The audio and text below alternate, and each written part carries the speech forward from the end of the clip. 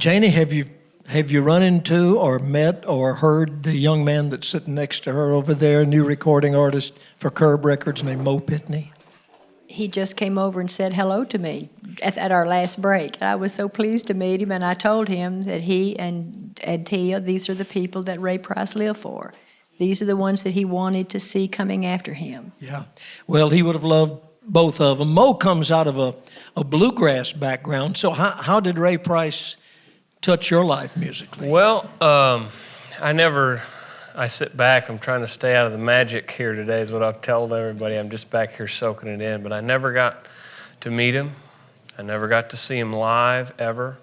Got to hear stories about him from people in town. But, you know, I traveled and played bluegrass music, but country music was always around. My dad was a steel guitar fan, and he's a player.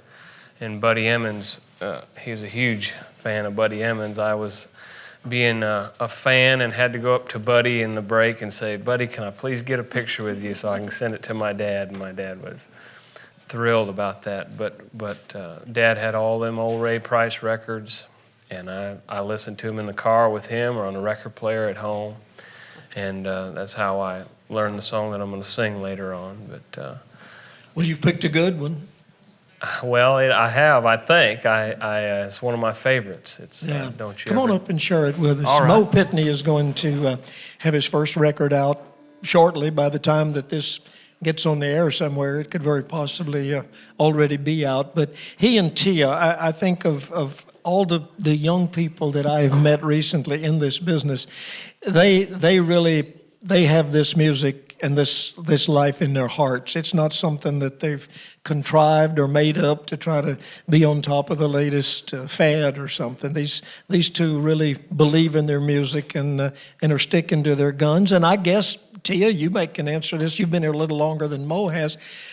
Do people come up to you and try to encourage you? Okay, you need to be more modern. You need to get in the type music they're playing on the radio and all? Well, when I first moved to town, that was kind of the thing, you know, and of course, me being straight out of the country and moving to Nashville, you're just trying to hear what everybody has to say to get your name out there. But I think I learned early on, my grandmother loved traditional country music, and that's what I was raised in. And so that's kind of all I knew, really. And I don't think I could be very poppy, even if I tried to be. But one thing that really stands out in my mind as you're asking me this question was that night that I was watching Ray be interviewed. One of the things that he said, they were talking about, you know, when he had went through that phase where he was kind of trying to sound like Hank Williams, and then he had to figure out his own sound. And one of the quote, and I hear this in my mind a lot of times when I'm doing things, but he said, the thing is you've got to be yourself. That's where it's at. And just those words, I think that's so important because it's so easy to lose yourself in anything, but especially in the music business. It's easy to lose sight of what you love and what you came here to do. And I came here to make traditional country music. And I'm just thankful that there's an audience out there that still wants to hear it and that we have opportunities like this to be able to get it out there and let people know that it's still alive and there are still people out there trying to keep it going, you know. Well, people like you and Mo will help keep it alive. Sing us a song, Mo Pitney, ladies and gentlemen.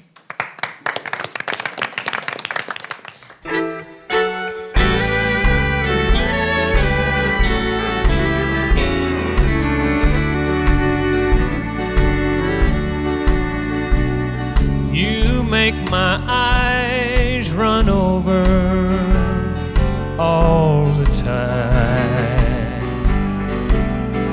and you're happy when I'm out of my mind. You don't love me, but still won't let me be. Don't you ever get tired of hurting me?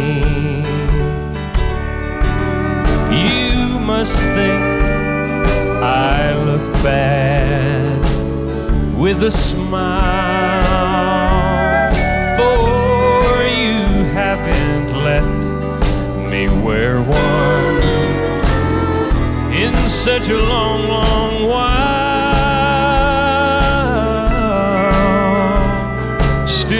keep running back. Why must this be? Don't you ever get tired of hurting me?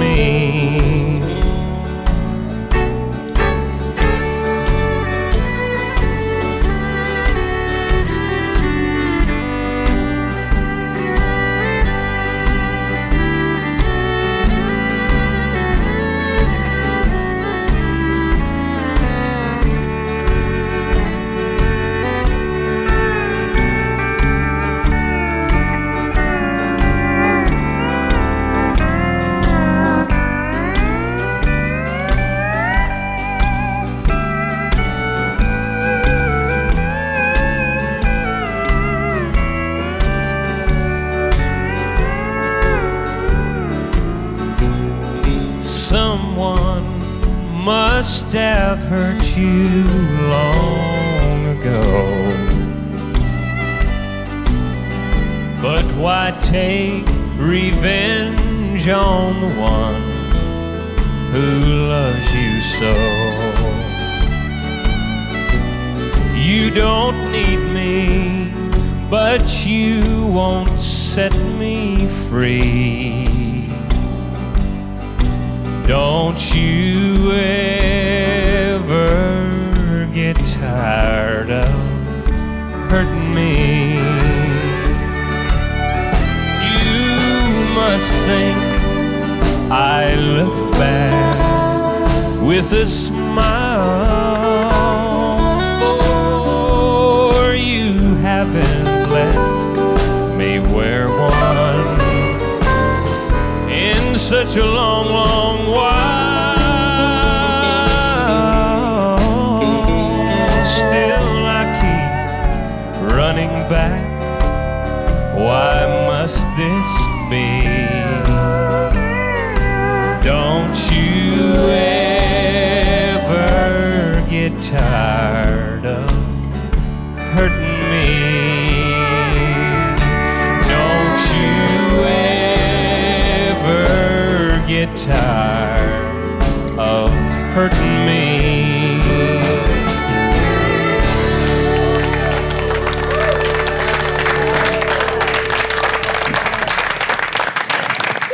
Mo Pitney. Great job, Mo. Thank you. Of course, that's another fantastic. Hank Cochran song. Is that something you said to Hank around the house one night and he wrote a song about it? No, that was one of his other wives, and she had a reason to. Let's move right along from there. Was Ray the first person to record that song? Because I know a lot of people have cut it over the years. I think Jack Green had it Did first, and then Ray did it, I think. Both great records, but it's a great song. Mo I know Bill's been telling me about Mo, and you're absolutely right, everything you told me about him. He's great. Well, I think, Yeah. I think the future of country music is in good hands when there's Pretty people like darn Mo good and Tia hands. that Yeah, it is. are staying true to their thoughts and beliefs. And, I tell you and what, this is their a real roots. blessing for me. I just want to let you know I've been moved today. I really have. I spent a good time with the Lord this morning, and I just thanked Him that I was able to come here and hang out with you guys. We're glad to have you here, man. Hey, Bill, Mo and I, my wife Janice and I moved back to town about 3 years ago, and Mo and I have had several songwriting sessions together. And as great a singer as he is, and we all know that this young man, and Tia also, God love you. Like you say, it's in good hands. I've written 4 or 5 songs with this young man. And how old are you? 22. Man, I got socks and underwear older than you are. At 22, he is an old soul. He's an old soul. When you get around him and hear the way he feels about traditional country music and music, and I've had some chats with him. I said, hey, I'm rooting for the kids who are doing it their way in Nashville. That's fine. I didn't do it like everybody else. Ray Price didn't do it like everybody else. He did it like Ray Price. But I said, hold on to what you believe the deal is. And he said, I'm going to hold to what I know is right in my own soul, and no matter what else anybody's doing around me.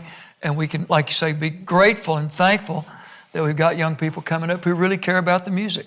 And they're not going to sell it out Great job, kids. Oh, thank you. Love you. Kiddies. And he's a great songwriter. Oh, so my many young Lord. writers. I go in and write with a lot of young writers, and there's some great talent out there.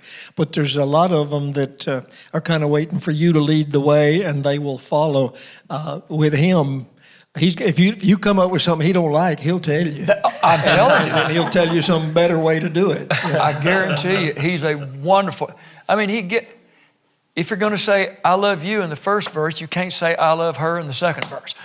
You know what I'm saying? Well, I mean, that would be a good country song, wouldn't it? He understands the context and how to a through line of a song. At 23, I mean, it really torques me off. 22. 22. 22, Larry. 22, excuse me. That's all right. I forgive you.